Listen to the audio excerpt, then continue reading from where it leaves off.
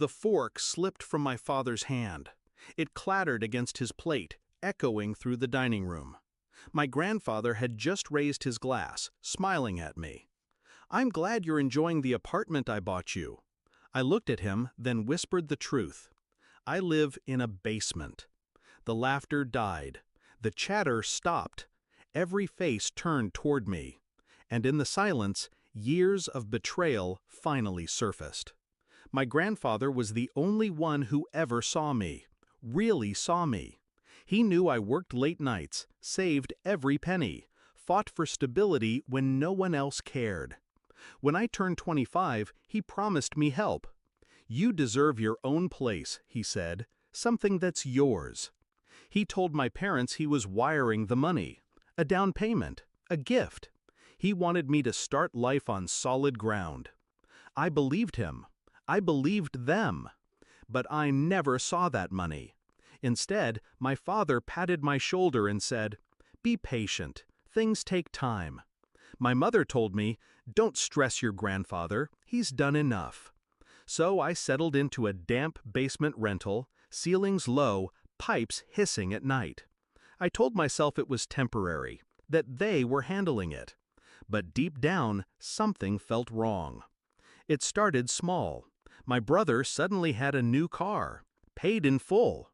Then a vacation, 5-star resorts, dinners that cost more than my rent. When I asked, he smirked. Hard work pays off. But my brother never worked hard a day in his life. One night, I overheard my parents whispering, my father's voice low, tense. "We'll say we put it toward the boys. He doesn't need to know. He'll manage." The boys. My brother, his wife, their comforts, their luxuries. And my grandfather's gift, meant for me, was gone. I didn't explode. I didn't beg. I let them think I was blind.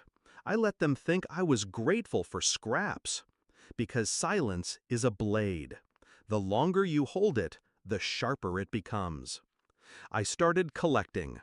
Bank statements, transfer records, dates, receipts with my brother's name tied neatly to funds that should have been mine. Every detail, every proof, every betrayal cataloged. And then I waited. My birthday brunch was the stage. The table set, plates polished, glasses sparkling. My parents at one end, my brother and his wife at the other. My grandfather, smiling, seated beside me. They thought it was just a celebration. But I had already spoken to my grandfather. I had shown him the statements, the transfers, the car, the vacations.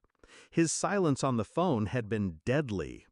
Now, in that room, he delivered the line I needed. "I'm glad you're enjoying the apartment I bought you."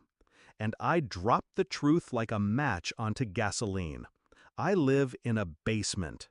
The silence stretched, suffocating. My grandfather's smile faltered. He looked from me to my parents, confusion hardening into fury. "Basement?" he asked. I held his gaze. The money never reached me. My father's face blanched. My mother's hands trembled. My brother stared at his plate. I pulled the folder from my bag and slid it across the table. Neat, organized, undeniable. Here's where it went. My grandfather flipped through page after page. His jaw clenched tighter with every turn. Finally, he slammed it shut. His voice was ice. "You stole from your own child." My mother stammered. My father tried to explain. Words like family needs and temporary loan spilled out, pathetic and weak. But it was my brother's wife who broke first. Her smirk vanished. Her face drained. She whispered, "You said he'd never know."